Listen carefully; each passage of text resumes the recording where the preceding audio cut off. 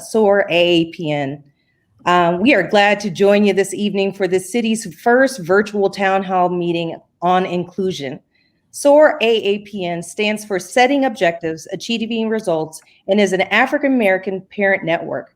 Our initial goals were to support academic excellence, and now 3 years later, we have grown to support community activities, interaction, and community engagement, like tonight's event. As most of you are aware, the city, including our school district, has had quite a few incidents recently. While our goal is not to rehash these events, they serve as a catalyst for today's event.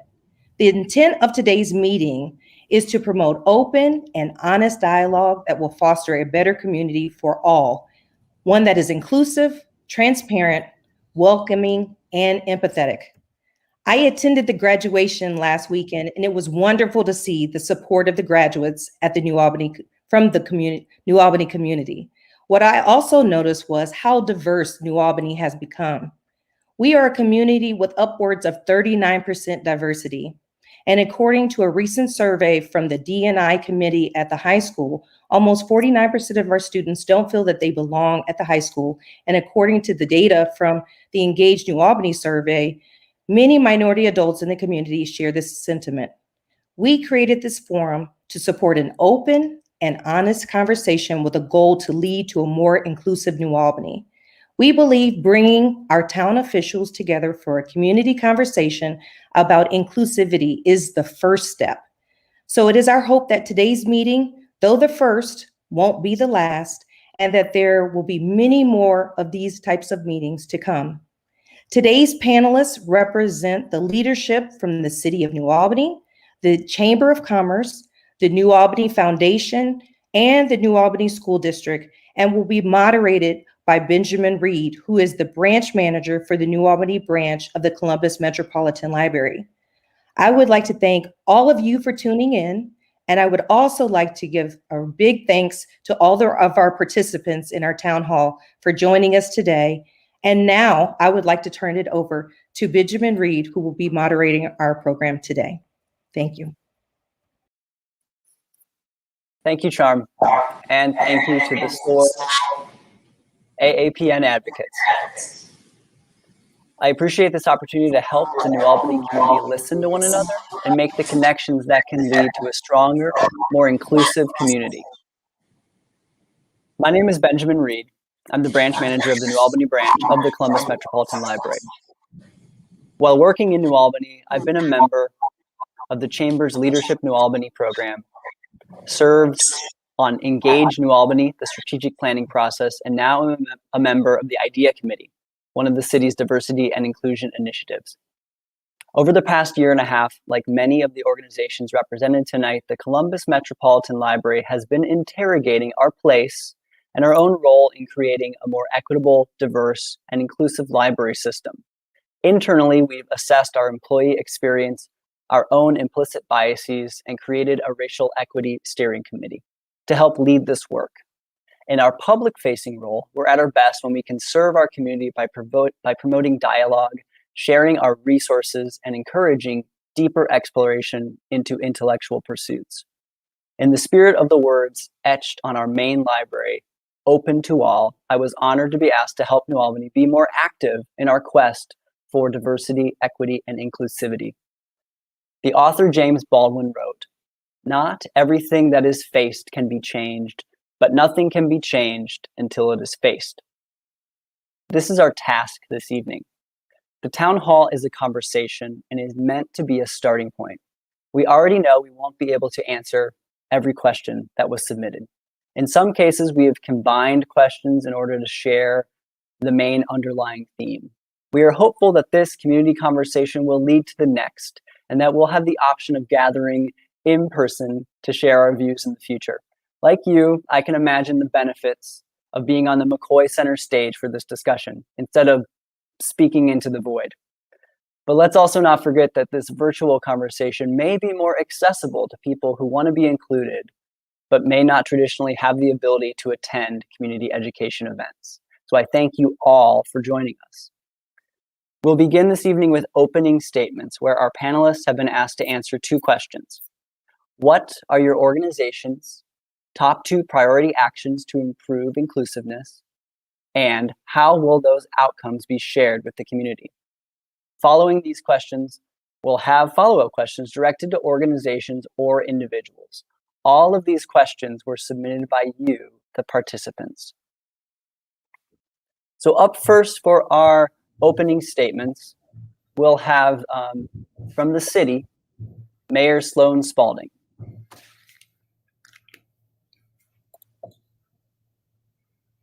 All right, just a little mic check here, make sure everyone can hear me okay. Well, on behalf of the City of New Albany, our City Council staff and residents, let me start by saying thank you. Thank you to Charm London and all the parents of SOAR for suggesting, organizing, and hosting tonight's community conversation. I'd also like to thank all the panelists who agreed to participate in this important conversation about diversity and inclusion and how we as a community can be welcoming to all. And finally, I want to thank everyone who logged in for tonight's town hall to listen, and of course, for those that submitted thoughtful questions that will help guide tonight's conversation. Now, I think we can all admit this past year has been a challenge on many levels for all of us, things we never anticipated happening in our lives. And admittedly, we still have a lot of work to get done, things that need to get done in our community, across the state and across our nation. But we should all be patient and understanding with one another, knowing that we've been through a lot. But we should also not forget that we are fortunate to live, work, and play in a wonderful community.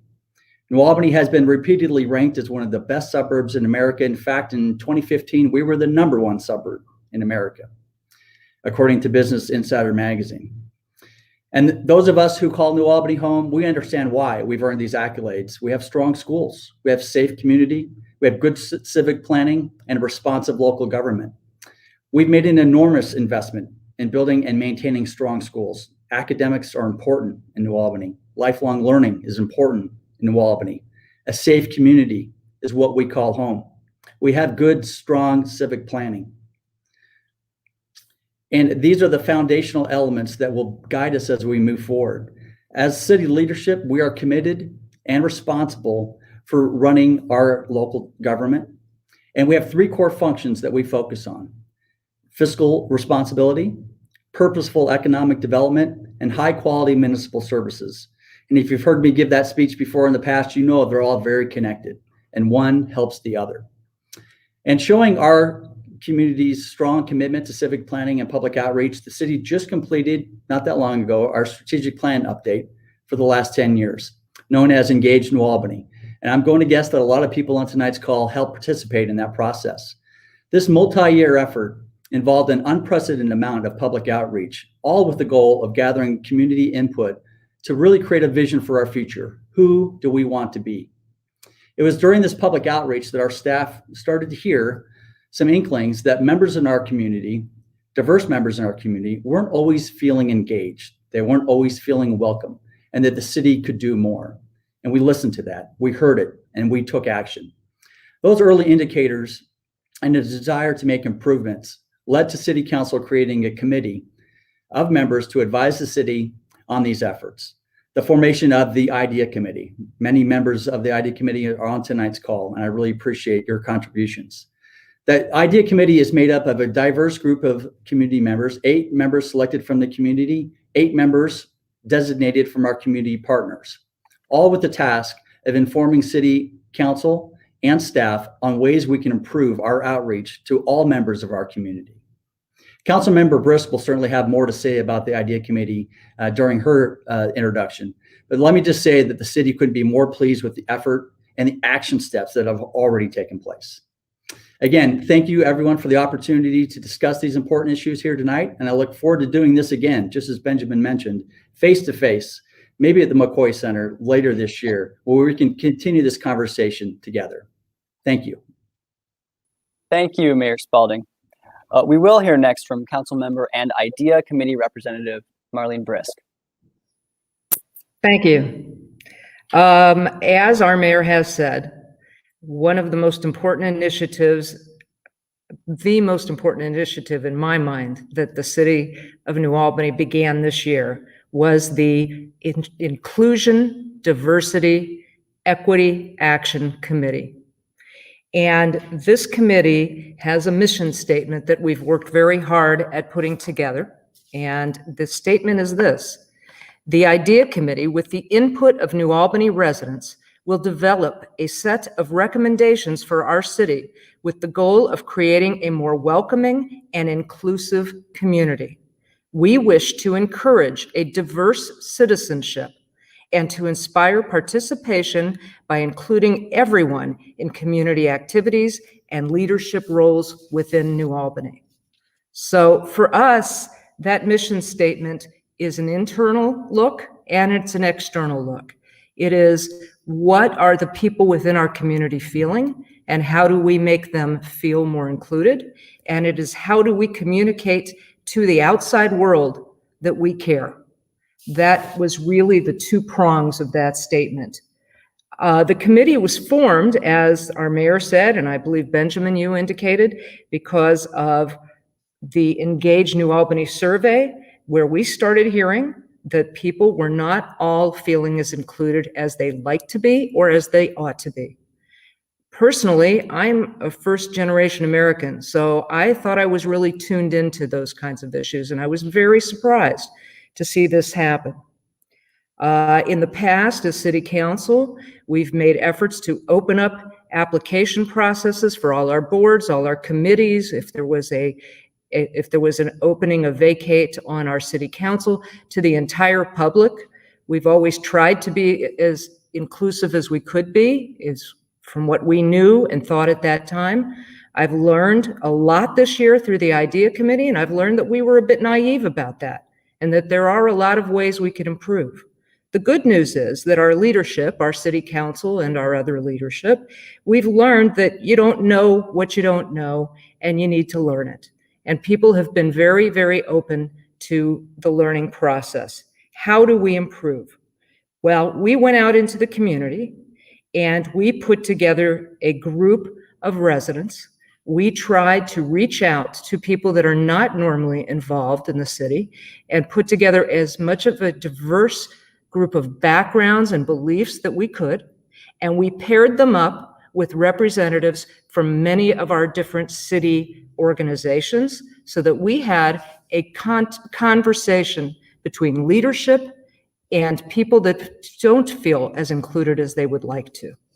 We have been talking and we have been learning and we have been listening to each other for the past couple of months.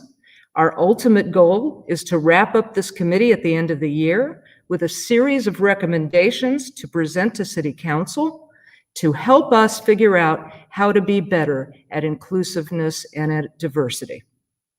Once that committee is through, we intend to have a next step, which will be a permanent advisory board that is reporting to City Council on these issues. One last thing I want to tell you is that we will be advertising very soon, and I'd like you all to look for a link to be able to see what our monthly discussion topic is at the committee, so that if you want to have input, you can email us about those topics. Thank you. Thank you. Well, next we'll hear from the Chief of Police, Greg Jones. Well, thank you. Thank you for providing this forum and for the opportunity to talk tonight. We believe that there are some things that are foundational about providing a professional and high-functioning police department. And first and foremost is making sure that we have policies and procedures that really reflect best practices, and that we also hold our staff to those policies and procedures. Next is also making sure that we have good staff in place that are service-oriented and community-minded. And lastly, making sure that we provide our staff with consistent, high-quality training that includes things like crisis intervention, implicit bias, de-escalation, and ethics. We made great strides in really implementing best practices between the years of 2015 and 19, and it continues on today. But that's the time period, the 3 years where we were working to gain national accreditation. And during that time, it really it forced us to look at all of our operations, all of our directives, and really to leave no stone unturned, and that we had to really take a 360 approach to making sure that we had best practices and we improved in many areas. And it did a lot of good things for our department and the services we provide. Regarding our staff, we have a great staff, and we continue to look for people with good character and people that will help us really help our staff really reflect the community that we serve. We've in recent years, we've taken a number of steps when it comes to recruiting, and we continue to really improve our recruiting, and particularly when it comes to really aiming that towards finding people of color and other races to help us improve as well. We've come really close at times and to making great strides in this area over the years, and really what the environment that we operate in now at this point is that there is a lot of stiff competition for good applicants these days, but we're undeterred. We are going to continue to focus on that and move forward. The other thing too is that we also realize that there's probably applicants out there that are potential applicants that would be really good.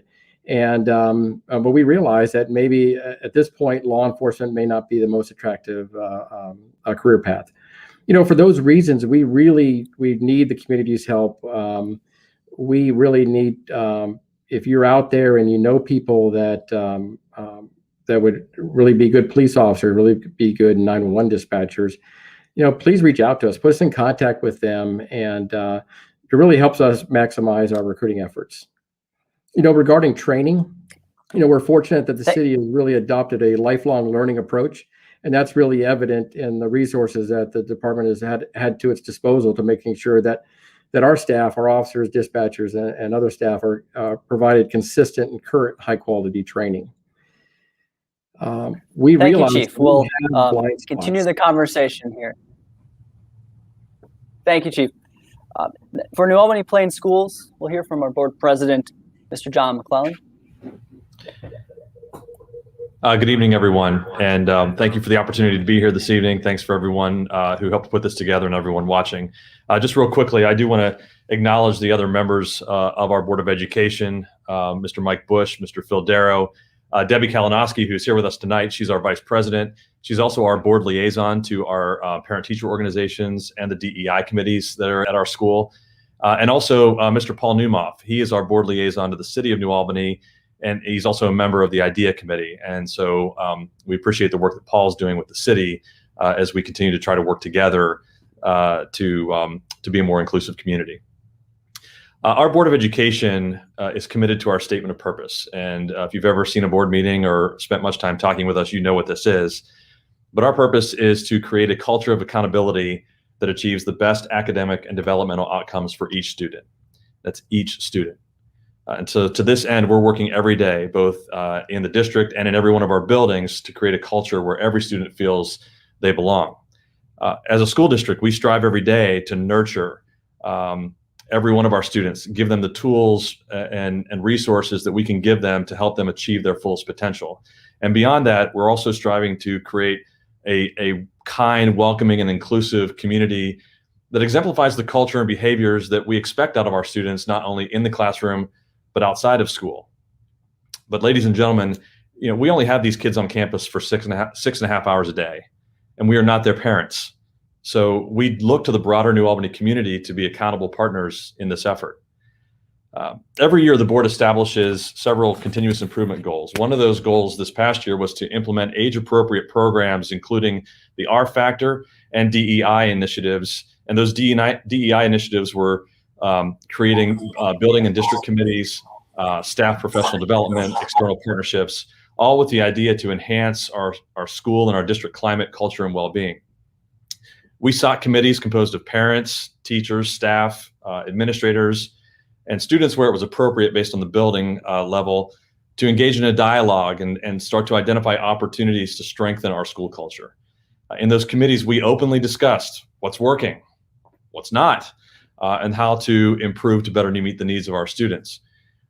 Those committees also worked to identify age-specific enhancements, curricula, or other programs designed to improve school culture. And some of those ideas have already been implemented. Others are in the process, others still in discussion. But our big focus this year was on professional development, equipping our teachers and administrators with background knowledge and skills that they need to help us as we build a more inclusive campus and community. We're also continuing to work on our values, behaviors, and outcomes, what we call our VBOs, that we expect out of our students through the R factor. And a lot of you who are connected with the schools know a lot about the R factor. Those disciplines teach us and teach our kids that events will continuously happen to them.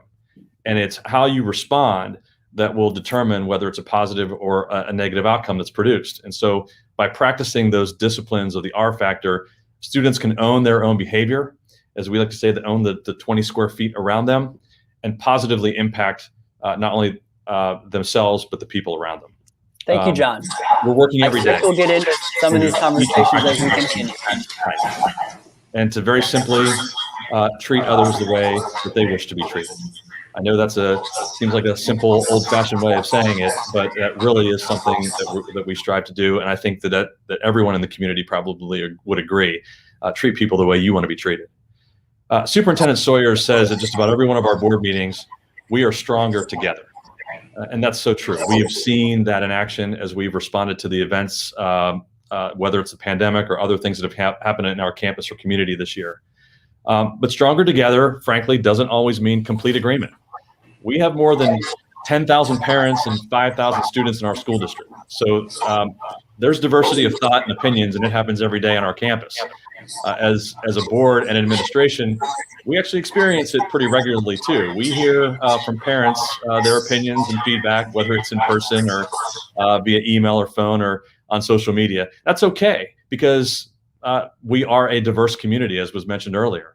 There's probably a lot of difference of opinion among the people attending this event tonight. But our challenge and our responsibility as a public school district and the Board of Education is to listen and then effectuate policies that are necessary to make education universally available to all students in a safe and supporting learning environment. So as we look ahead to the future of the 21-22 school year, just know we are committed and we remain committed to continuous improvement and to providing a high quality learning environment for all of our students. I mean, it's been said already tonight, there is a reason that our school campus, I believe, is located right in the middle of our community. This community values education. It values lifelong learning. A great community has great schools. The schools are a reflection of the community. So that means... Thank you. We will continue that part of the conversation. Let's hear from New Albany Community Foundation Chair Everett Gallagher. Hey, good evening. I want to begin by thanking the SOAR and AAPN group for hosting tonight's event and inviting the foundation to participate. On behalf of our foundation board, I want to offer our support that I know everybody here is trying to achieve tonight, to making New Albany an inclusive, welcoming community for all of our residents, and a community in which everybody feels safe, valued, and welcomed. I know you've asked us to talk about what we're trying to do in the inclusivity space. And for the foundation, it really comes back to our traditional role. You know, we have as one of our pillars, lifelong learning, and we've made a big effort to create good events in that space. Additionally, for 25 years now, the foundation is focused on projects and programs that create opportunities for everyone and builds a stronger community fabric. That focus has resulted in a number of transformational projects, our wonderful library that has a homework help center, an art center that brings joy in performances to so many, and our nationally recognized lecture series, which promotes and stimulates thought. As an example, back in 2011, the foundation hosted civil rights leader and advisor to Martin Luther King Jr., Dr. Clarence Jones.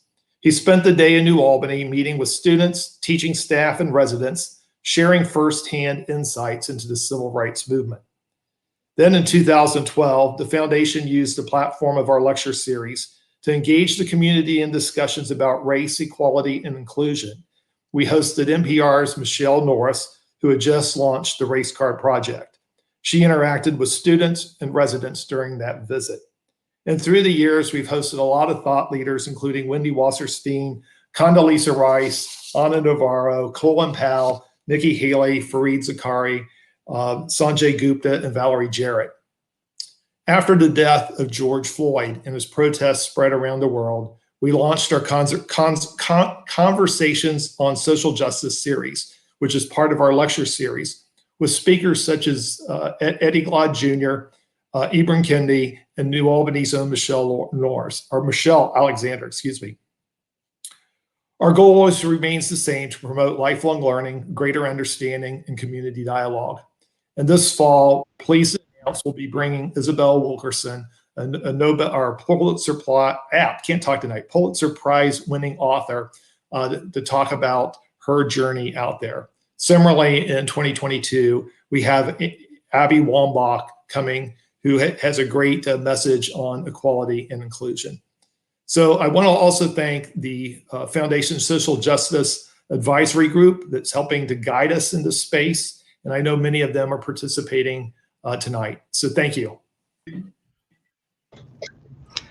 Thank you. And let's hear from Executive Director of the Chamber, Cherie Nelson. Chamber, thank you very much for including me in this esteemed panel tonight. I appreciate that. I'll be brief. Our mission as a chamber is twofold.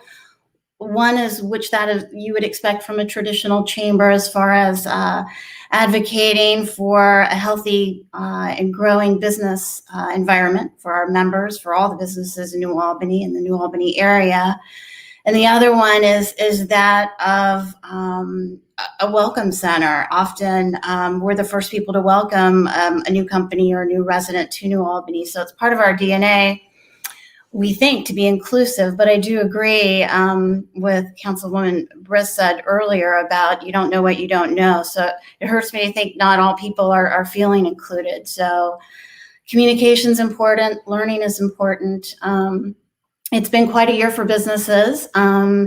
We, in addition to a lot of other initiatives, you asked to talk about too, again, it comes back to learning. Businesses have always known the benefits and reaped the benefits of a diverse team at work. I mean, that's almost a no-brainer, right? Your product's going to be better, your ideas, your initiatives, your innovation with a diverse team. So with the conversations and training sessions that we decided to do not just once, but monthly for 2021, are focused on the workplace, how to have hard conversations within your team groups at work, how to talk about race, how to talk about privilege, how to be civil in a diverse workforce, implicit bias, all of those things that don't come naturally to a lot of us. And so we're focused on that. We're working with the Pride New Albany people. We have a lot of initiatives. I won't talk about them all now, but communication's important, conversation's important. All of your organizations have talked about that so far. That's a great thread. We're not there yet. We have more to learn, and I'm glad that we're doing it. So I'll end on that.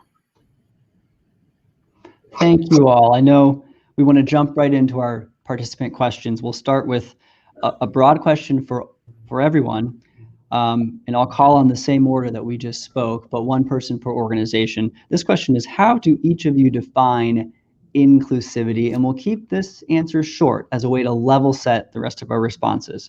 So first up will be the city of New Albany. Well, thanks, Benjamin. I'm assuming I get to go. Just a very quick definition. I think it, very cleanly means everyone gets a seat at the table, and everyone gets treated fairly, respectfully, and given access to the same opportunities. And that is what we're striving to do here in New Albany. Super. Chief Jones? We'll hear from Chief Jones. Yeah, I think, I'm sorry. I think for us, it's making sure that that no matter who you are, whether you're a resident or a visitor to the community or passing through, that you leave interactions with us believing that we were professional and that you were treated fairly. Our goal is to treat everybody as if they're a customer. And, we find it disappointing when we maybe let people down, or they're walking away feeling that they weren't treated fairly. So, our overreaching goal is to make sure that even the times when we have to take enforcement action, that they can look back and realize that they were treated fairly. Thank you. For the schools, we'll hear from Debbie Kalinowski. Good evening. So our goal is to build a school culture in which the values of respect, inclusion, equality, compassion, and fundamental human dignity are embraced by all members of our community. Each and every individual should feel valued and have a voice. This means every student should have equal access to resources and opportunities in our school district, and every student should have the ability to thrive and reach their fullest potential.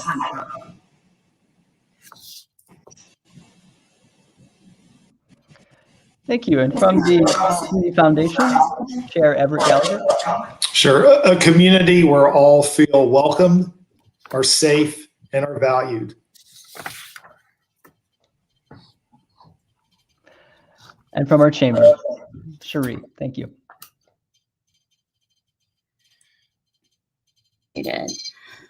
Similar to what Chief Jones said, I view it as, again, walking away from any experience with any organization or company, that you feel that you were treated equally, that you had the same access that everybody else did, the same resources, that no matter who that you come into contact with in New Albany, whether it's the waiter at the restaurant you went to or the business that you bought something from, that you had a good experience and you walked away going, wow, that looks like a good place to live. Those are nice people. Thank you. Our next question is for the foundation, for Everett Gallagher. What is your vision for a community education plan on diversity, equity, and inclusion issues? And this revolves around our statement of who do we want to be?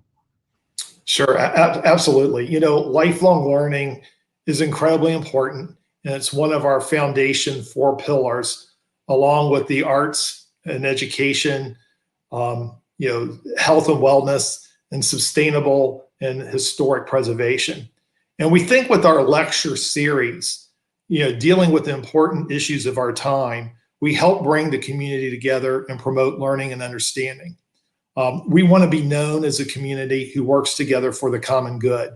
And as I mentioned, we have some really cool programs coming in our next season in the fall and also in the spring. So I think we're trying to help promote the dialogue in the space. And I think that's what we can do to provide the education to help the community out.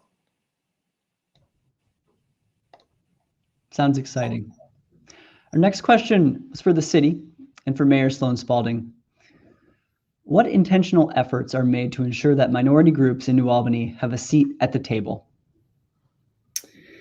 Yeah, I think to answer that question, Benjamin, I need to kind of look back in the past. I've been city council, living here for almost 20 years, on city council for almost 14. And I think our approach was sort of passive, to be fair, in the past. We're certainly an equal opportunity employer. We advertised for openings in our boards and commissions. Members of council certainly reached out to their friends and neighbors in the community and got folks on the boards and commissions. One thing we did figure out pretty quickly is that the people of color, the minorities in our community, they're in high demand. And so sometimes these folks, were transient. They were only here for a couple of years because they got another professional opportunity and moved to somewhere else. Or they were so professionally engaged, they just couldn't give back any more time that we were asking, which is fine as well. But I think we have to go from passive to being very intentional in the way that we include diverse members of our community in the city's operations, organizations, planning. And I think a good example of that is the Engage New Albany process. We made very sure that this community survey that we conducted when we first start hearing and learning that there was some issues around inclusion, diversity, we hired a survey firm that specifically went out and tried to get the exact demographics of our community. And as Charm alluded to, I'm going to be really intrigued to see the census results that will come out from the U.S. Census in a matter of weeks. They're a little late, but I can't wait to see them, because I think we all know, the folks that live here, that we are much more diverse than what people perceive. But to your point, Benjamin, this has to be intentional. And we have to make sure that we are meeting people where they are, making sure that they feel engaged and they're getting what they need. And those are the conversations that were taking place right now. And I look forward to being more intentional moving forward.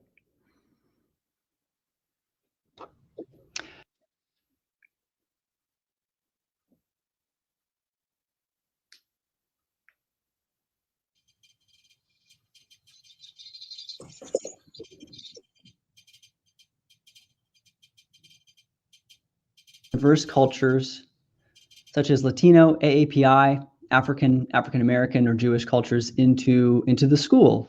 How has that gone so far, and what are your plans to expand on this in the future? And remember, we'll try to keep these responses brief so we can get through all these questions this evening. Thank you.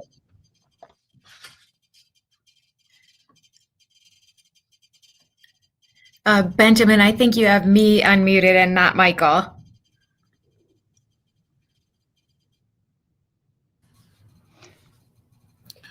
Thank you, Benjamin. We believe that every student should have a sense of belonging and purpose. To this, we embrace each student as unique and special. So in our school district, much to your question, we have specific examples of how we're trying to integrate diverse cultures into the school campus on a daily basis. We've had International Night for English Language Learners, reading across the curriculum, events with diverse children's literature, thematic lessons specifically on empathy, tolerance, and acceptance that are aligned to the learning standards. LGBTQ student-created video and work within our school campus, professional development discussions amongst high school faculty on specific topics within social studies, student-initiated programs on sexuality and gender acceptance clubs, a youth NAACP chapter that was formed at the high school, a Black Student Association that was formed at the high school as a result of student interest, enhanced mental health services and supports, Peace Week activities specifically to celebrate all of our students on our school campus. Obviously, the international trips in our school campus to give kids experiences abroad, but at the same time, have student exchanges that come to us. So they're actually part of our school community here in New Albany, living with host families, and that typically happens every year. Specific elective courses that were really generated by student survey interest and staff interest. A couple examples are the critical analysis of genocide, and most recently Synergy and the pilot at the high school that occurred this past spring of the school year. So we are looking at opportunities to continue to diversify what happens on a daily basis within our curricula and other activities across our school campus based upon what the students are telling us through student voice. So we're open to that and look forward to partnering in the future with kids and families as always. Thank you. Our next question was referred to the city for Mr. Mayor. How is your organization working to create a safe and welcoming environment for the LGBTQ population? Yeah, so this is something that we've certainly spent more time on in the last couple of years. I really look forward to these events, and we have some great leadership here with New Albany Pride. Several years ago, we had our first Pride event right over at Mellow Mushroom. Myself, Councilmember Brisk, a couple other members from the city and staff were able to attend. And it was great to interact with members of our community that were members of New Albany Pride, also students from our high school and middle school, and folks from outside of our region. And we had a great conversation and got to meet one another and talk about ways that the city can be more involved in supporting of their group and organization.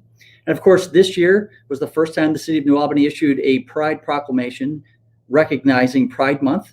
And also helping to market and get the word out regarding Pride activities during the month that will include things at the library, the schools, local businesses, the farmers market. It'll be a whole month worth of celebration.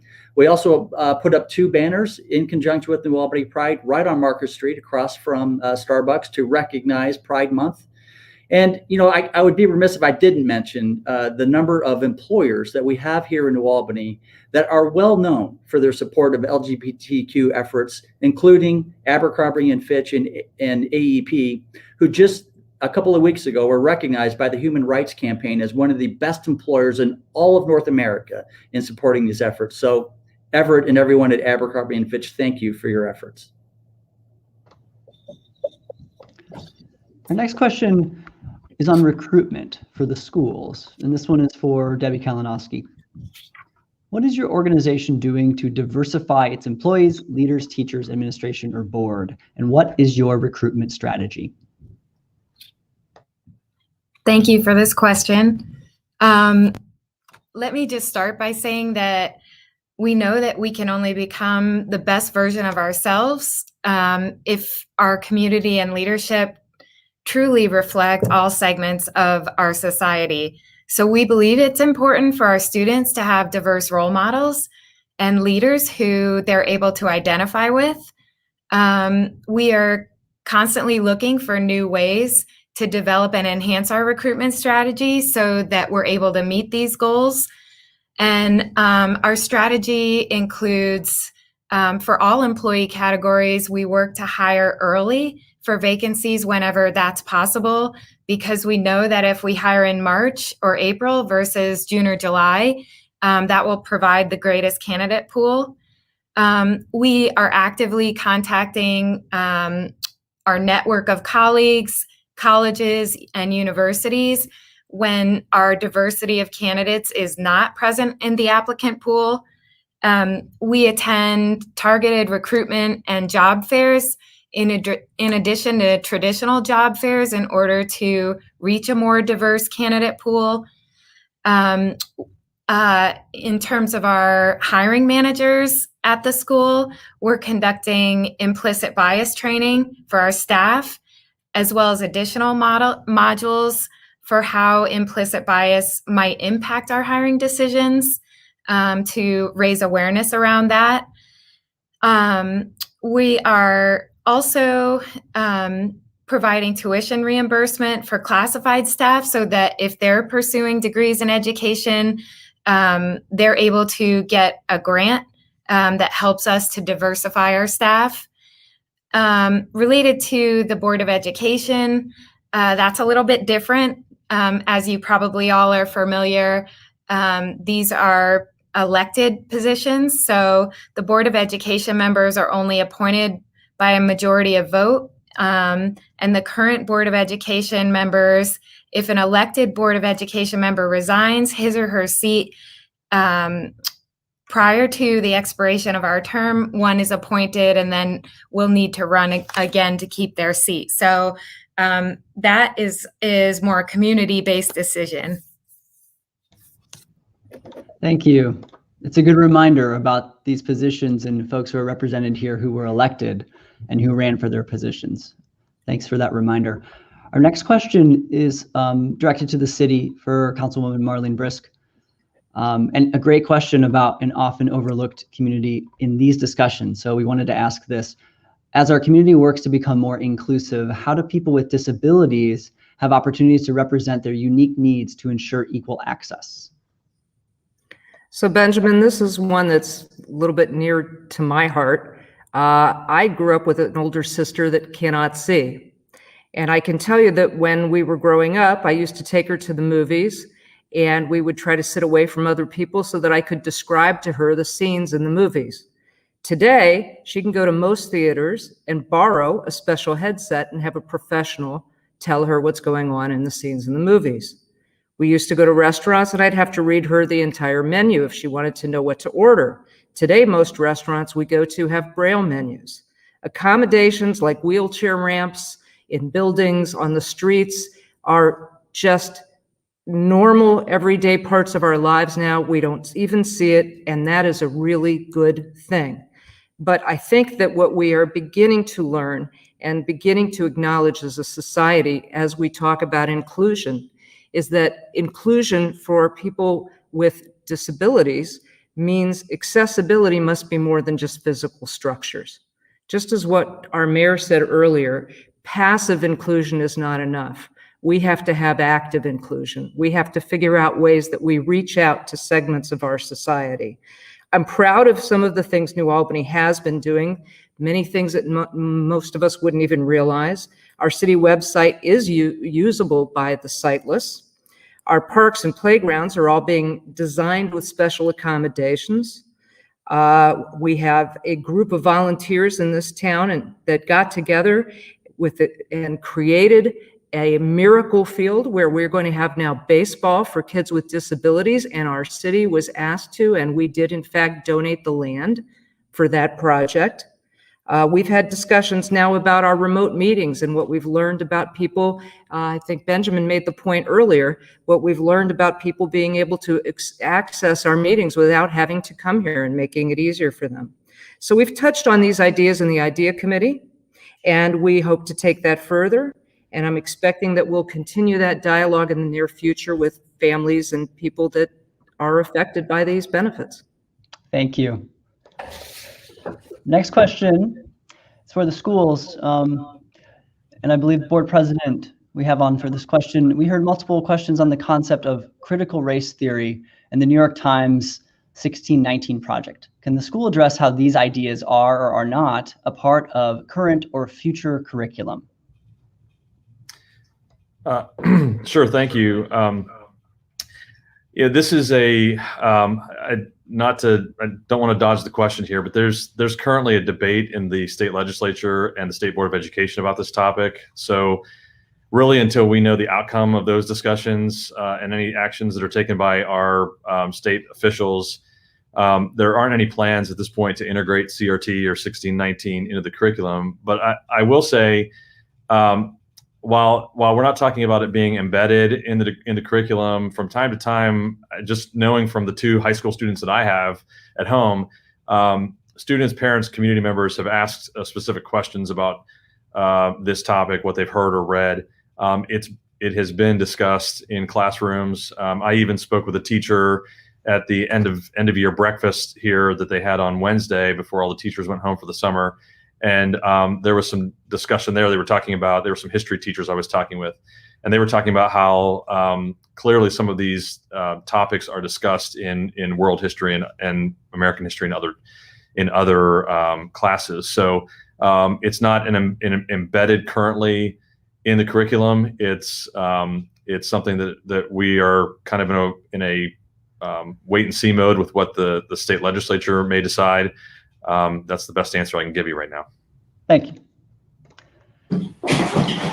Next, we have a question for the foundation. We've all enjoyed the series. Can the Community Foundation continue to provide access to the important discussions, such as to the speaker series, to all residents in the future? Sure. We're looking at how best to run the lecture series. 2020 certainly presented a challenge with the pandemic, and we had to quickly pivot from going from live events to virtual events. And the foundation staff did a phenomenal job at pulling that off. So I really applaud them on that.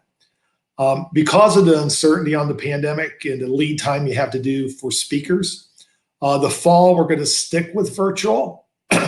I think, in 2022, we'd like to get back to in-person events. Something nice about getting the community together and gather. I very much enjoy that. We're looking to see if it's feasible and how we could do it to simultaneously live stream or record those events. There are a number of challenges to do that, and it's certainly much more difficult than what I envisioned that I'm hearing from the professionals. It also comes at a cost that we got to fundraise and cover. What I think might be a more logical thing to have happen is we might go with a hybrid approach. We run the student lectures. And so I can envision having the student lectures virtual. Last year we reached out to over 20,000 students across Central Ohio. So I think doing something virtual in that space makes a lot of sense. And then you could have the evening lectures be in person. No decisions have been made, but it's something we're thinking about and trying to figure out how do we best manage through. Thanks. Good to hear that you're thinking through options on that. Yep. We have a Absolutely. question for the schools, and this is a question we've combined. It was probably one of the most repeated questions we heard.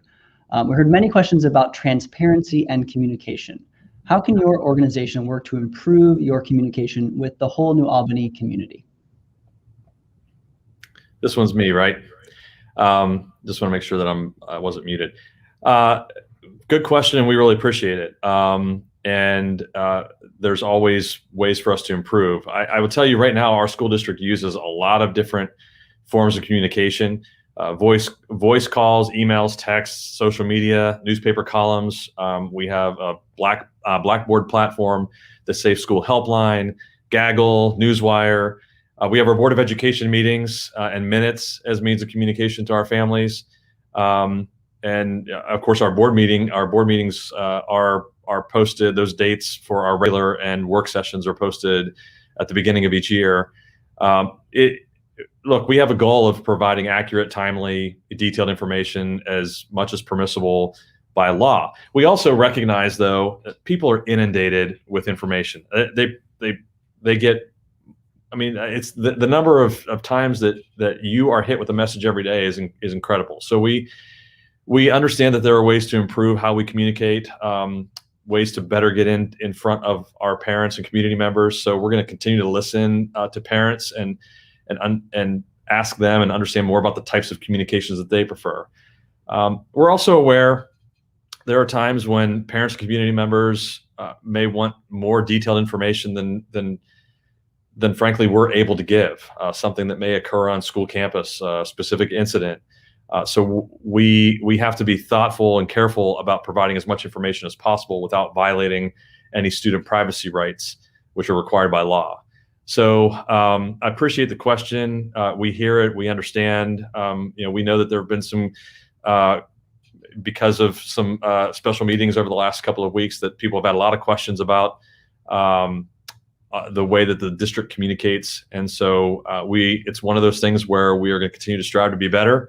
And hopefully you won't get too annoyed with all the messages coming your way from the school district.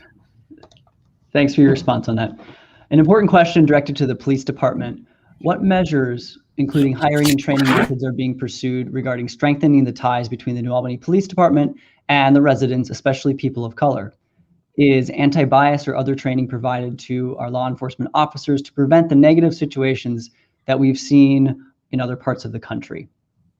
Yeah, earlier I had a chance to talk a little bit about training, and I mentioned a couple of the training that you just spoke of. So that's absolutely a priority for us. It's been a priority for us, and it is essential in making sure that we have a professional and effective police department. So I want to kind of jump to about building ties.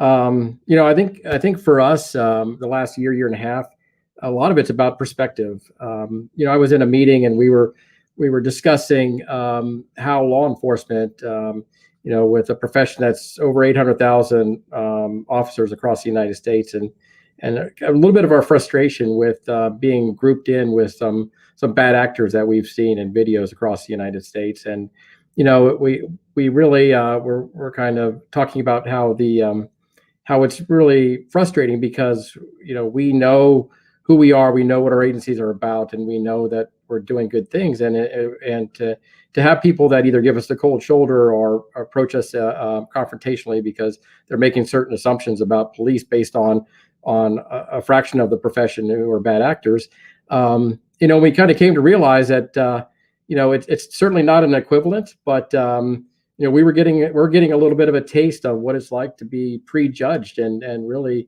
before anybody knows who you are, what you're about, and what your intentions are. So for us, a lot of it is about intentions and or about perspectives. And as we move forward, we had a strong community involvement, community outreach in 2019 and prior. 2020 was obviously a low point, but things are opening up. We're a couple of days ago we had a block watch picnic. We have female self-defense coming back. We have Citizen Police Academy coming back, which has been revamped extensively. And Citizen Police Academy is a great example. We not only us, but across the United States, we've learned that people of color and other minorities don't sign up when we put the information out for Citizen Police Academy. And so we've had to take a little bit more of an aggressive approach. And when registration opens, our intent is to invite specific people to attend the Citizen Police Academy. Thank you, Chief. We have time for just probably a few more questions. So we are gonna, I wanna pose this question to Sheree Nelson of our chamber, and we may have time for one more after that. What lessons have you learned from any DEI efforts that your organization or the organizations you represent have taken that have provided best practices and can be used in other ways to strengthen our community?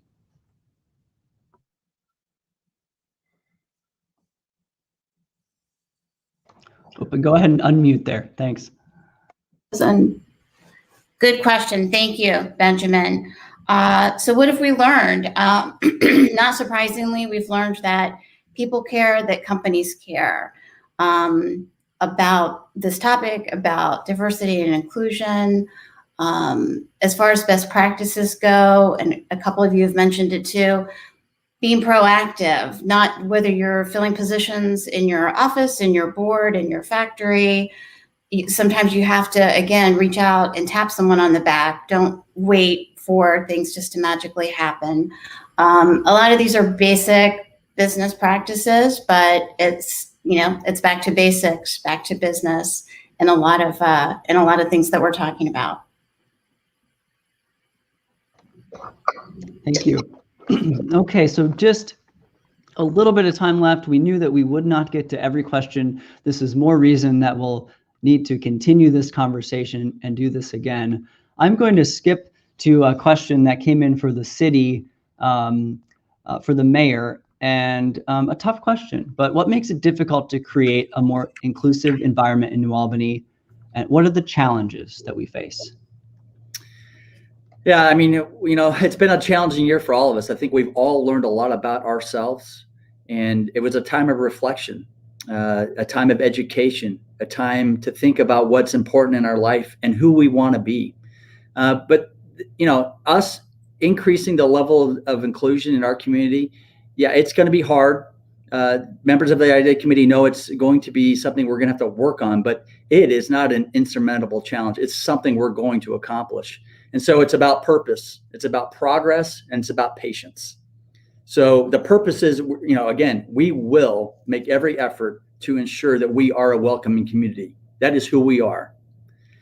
Progress, now that's going to be a hard part, right? Everyone likes to get things done right now. I want it now, and I want it yesterday. Progress takes time. Some of these issues were not created in a day or two. They won't be solved in a day or two.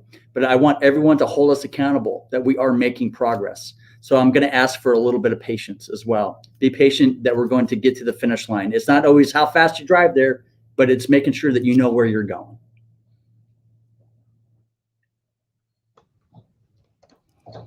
Thank you.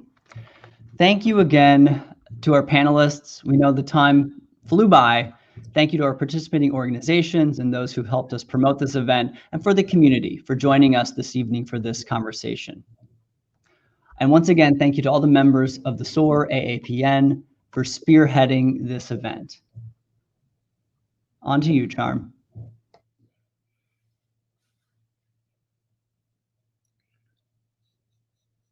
Oh, I'm sorry. I just wanted to say thank you again for the beginning of this conversation. Mayor Spalding, I was so excited to hear. It sounds like the conversation will continue, so that is a victory. I want to thank everybody for participating. I appreciate you giving your responses to the questions that came in from the community today. I'd like to thank everybody for tuning in today. And we actually would like to continue this conversation in getting your feedback. We will be actually sending out a survey. If you would please provide your feedback, we would love to get additional feedback on the first of hopefully many further conversations to come. So thank you so much. Again, I appreciate all of them that helped put this together. And just again, everybody for participating. Have a great evening. Thank you very much. Really appreciate it.